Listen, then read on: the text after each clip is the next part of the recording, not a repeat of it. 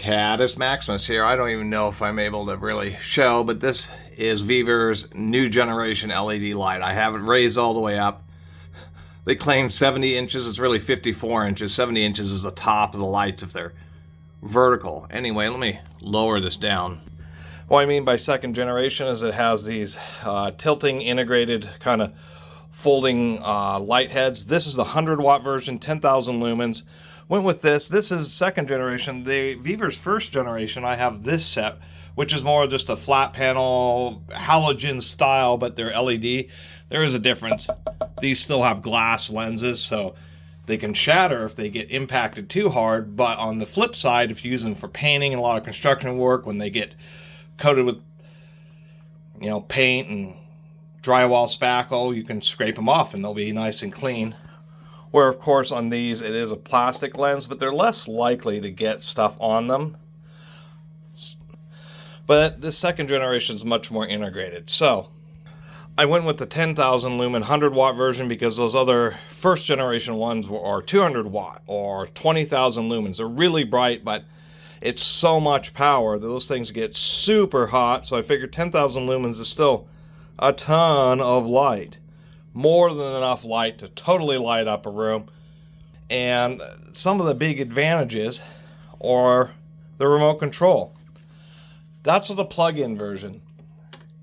They actually do have, which I have right here, easier to see, a cordless version. And so this is the first one that I got, and the cordless version is just terrible, except for all the parts are interchangeable. So what ended up happening is I thought, okay, well, I don't have any, big work lights that are rechargeable, so I went with this rechargeable one. The battery is just too small, and it lasted like 40 minutes or something at max brightness at only 2,500 lumens. Where I have those Vevor power banks, those, portable generators, what they call them, 300 watts, so I can run this big 10,000 lumen for 3 hours off of one of those portable power banks, versus this cordless version, which is a quarter of the output and lasts 45 minutes. And so this thing was such a severe disappointment, the way it has an infrared sensor that was really hard to, once these halves were open and you had them twisted down, it would block the infrared sensor so you couldn't use the remote, which is the big selling point. So I was really disappointed. I just told Vevor I want to make a video about this. It's going to be real honest. The cordless rechargeable version of this light is just dim and doesn't last very long and blocks the infrared sensor. Just was kind of disappointed. So they actually offered to send me this big quartered unit here. So I'm kind of doing a 2-for-1. I actually appreciate that for a vendor to actually do something like that for me to say, I really don't like this product. And, I'll still make the video, and them offering at least to save a little bit of face and send a plug-in one, at least to contrast to, I can appreciate that. And the second thing, for 65 bucks, the plug-in one is much better. It's basically the same design as this, as we can see. Big cast aluminum head housings that come together, but of course they really flop around a bunch when you're carrying it, so I just wrap a little tie around it. They should have come with some kind of tie, because of course when you're carrying these things, these heads once again flop around. They have some magnets in there, but that's like the big caveat about this light. Besides that, I like the way that the two heads do come together, because when you're tossing it around, even though it has plastic lenses, they were essentially protected when it's being stored and transported, which I do like. Although I'll have to mention that the hinges are a little bit weak. Both these lights suffer from not having the greatest of hinges. I mean, these things really wobble around a bunch. But besides that, it had some cool features.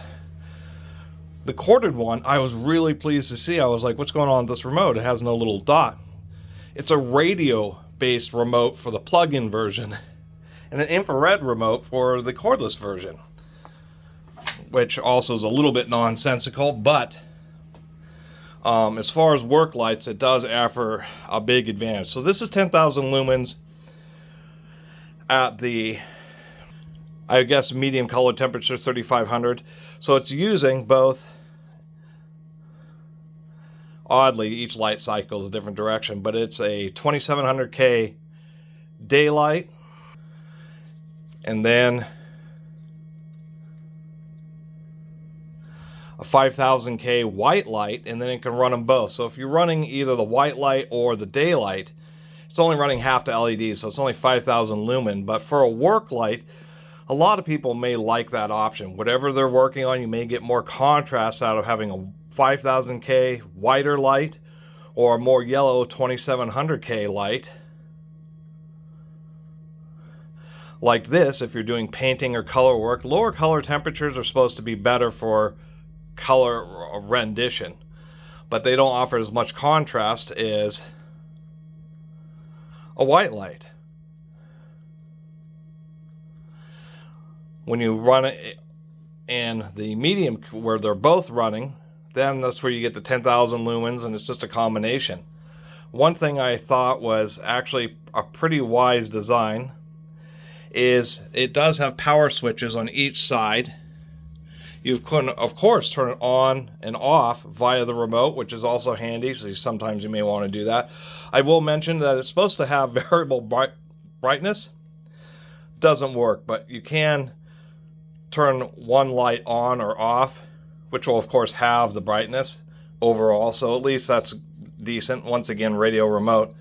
But if you know, it is a remote. It does have this little thing where you can slide the remote into it, slide it up, and lock it into place so the remote won't actually get lost, which I thought was wise. But if it does get lost, I thought, you know, it's smart. So when it gets unplugged and then you turn it back on, it just defaults to its maximum brightness, all LEDs on the medium 30, you know, the in-between color temperature where it's running both the 2700 and the 5000K color temperature. So if you lose the remote, it will always turn on and be at its maximum brightness level, which I thought is smart engineering. And it's easier to deal with these heads. They have big heat sinks, but you know, being able to easily rotate them basically whatever direction you want, have one facing downwards, have one facing upwards or sideways. It just seems to be a bit easier to manipulate than those old halogen type panel lights. Oddly enough, they have this cup thing down here, and you reach this hole. I don't know why it has a cup shape, but maybe to add more rigidity to the plastic. But you know, for holding little wrenches and screwdrivers, it's actually kind of handy. These are actually cast aluminum legs, which can get bent or dinged up, but I think they went with that because it's probably overall more durable than having these legs be made out of plastic. And I actually think that's kind of a nice touch. They do have plastic end feet, but I just like the quality of the aluminum. It does have a convenient carry handle here and a place to wrap the cord up around the back.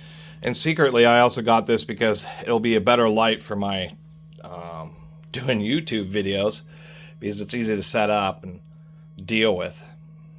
And then when they are folded up, the legs actually have magnets, so they kind of magnet in so you can close it up and then latch it, and the legs will stay together pretty well.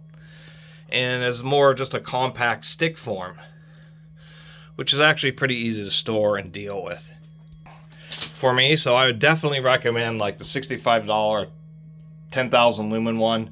It's actually a pretty neat work light, particularly because you have selectable color temperature and a radio-based remote control, which can make it real convenient for quite a few people in a variety of situations.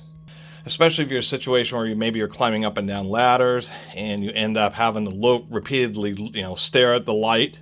You can have the remote, turn it off, climb down the ladder, and then climb back up and turn it back on, so you're not always getting blinded by the light.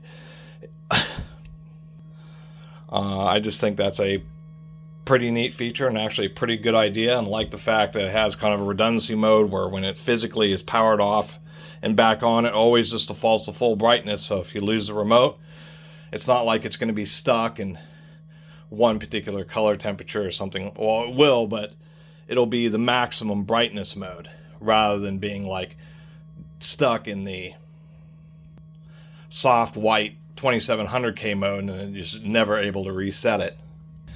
And for me, this cordless one is just, I would not recommend it. You know, I just, you know, it was a promotional product. So there was that, and ones that are like this bright for the power tool brands are pretty expensive. So I'll end up keeping this cordless one just for parts, which will be kind of handy if it ever drops or I damage the housings or the legs. That's what I'll keep this one for, just as parts for this one. And to give you an idea, it's really pretty bright. I mean, this